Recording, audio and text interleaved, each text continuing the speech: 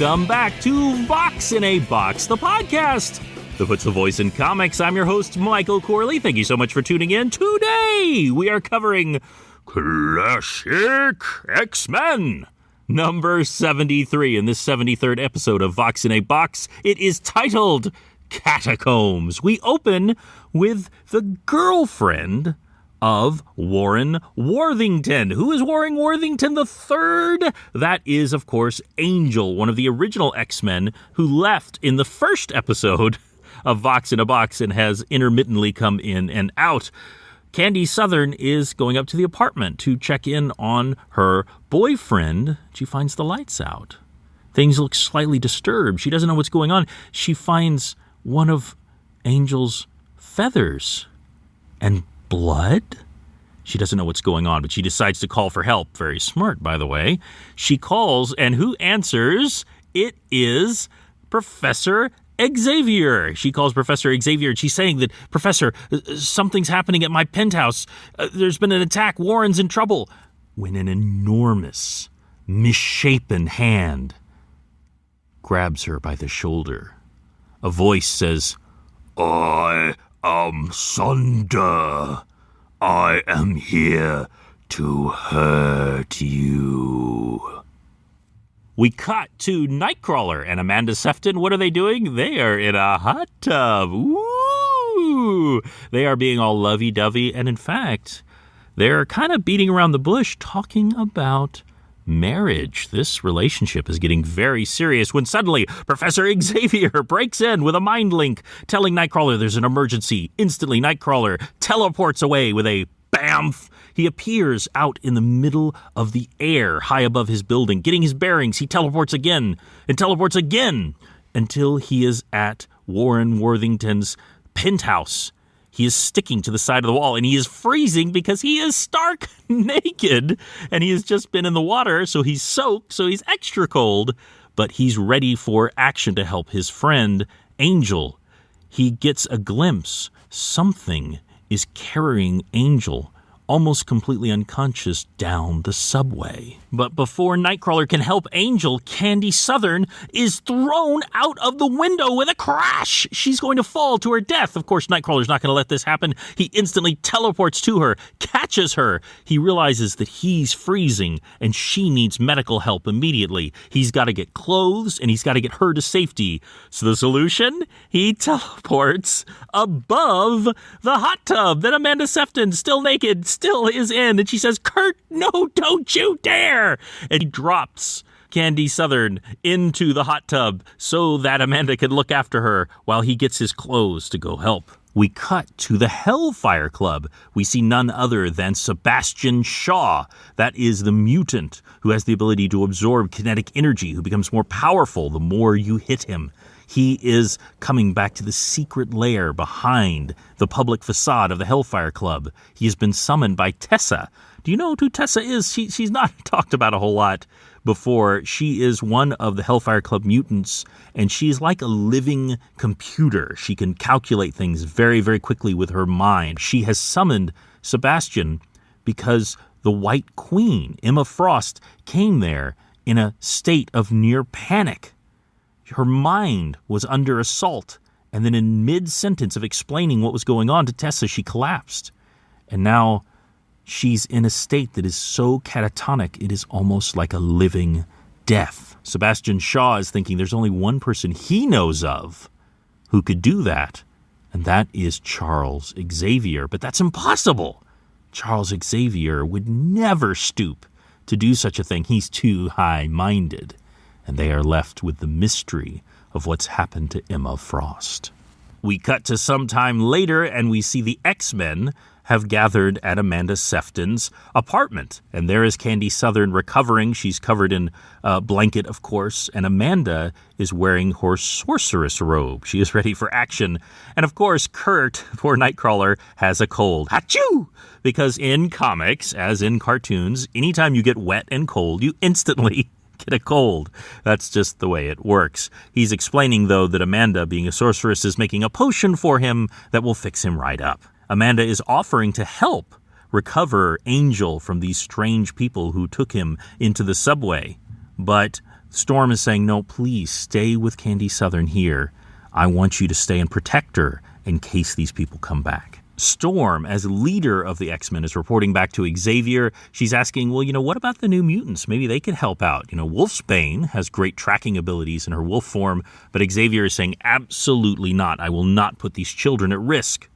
And Kitty Pryde is saying that Lockheed, her little cute dragon that she has acquired as both a pet and a friend, must stay behind and help guard Candy Southern. He is unhappy with it, but he agrees to stay. He is angry at first, but then Amanda Sefton is able to calm him. She says that her mother, who was an even greater sorceress, taught her all about the care and feeding of dragons, and soon he is curled up next to her with a purr.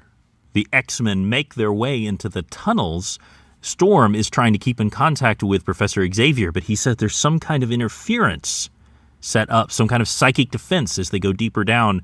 He's afraid he won't be able to maintain contact the further they go. A train comes by and Storm has to steel herself. Her claustrophobia is trying to get the better of her. As they go down and down, it's getting worse and worse, but she is fighting to remain in control.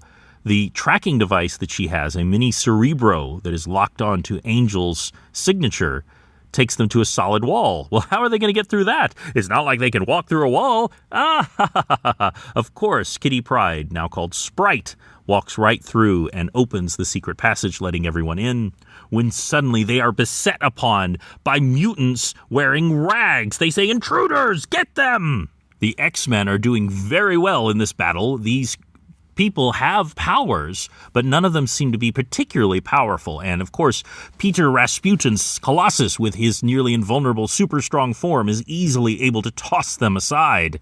But we see a core group of these mutants waiting and watching. Their leader, a woman named Callisto, is saying, let them fight. Let these lesser mutants fight. I want to watch them and learn their moves. Next to her is the huge man known as Sunder, a misshapen creature known as Mask, and an old, ugly woman called Plague.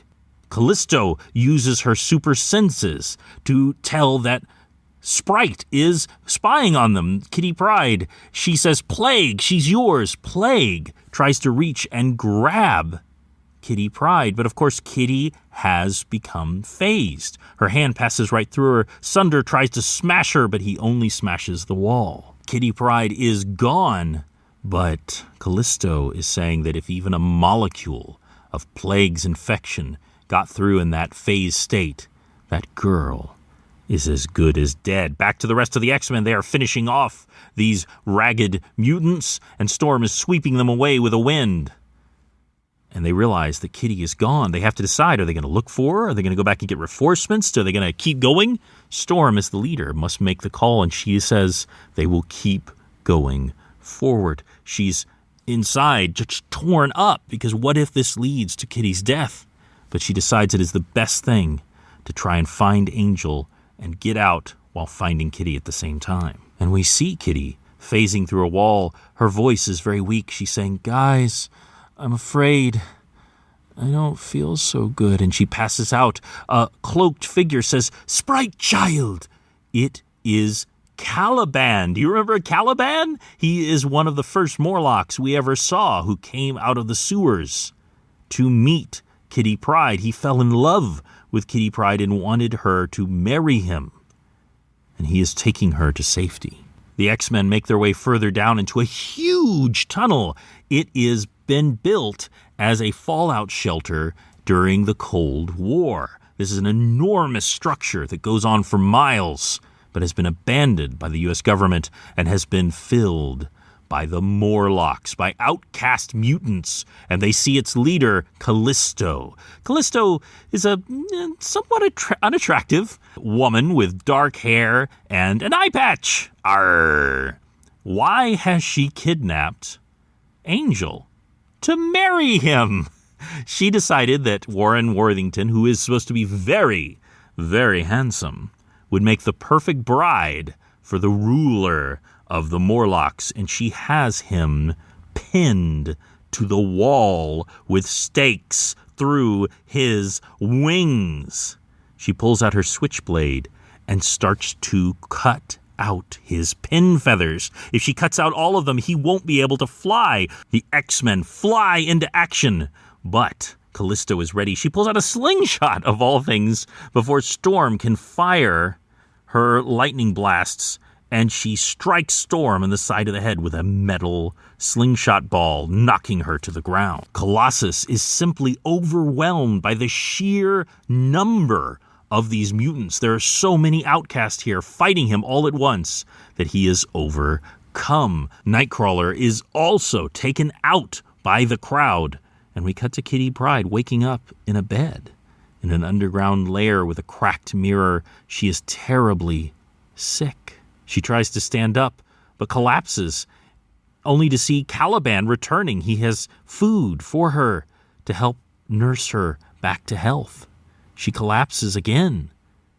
He's afraid that she's dying, and he's saying that I will save you, Sprite Child. I will take you to Callisto or take you to one of the healers and make you better, and then you will stay in the catacombs with Caliban forever.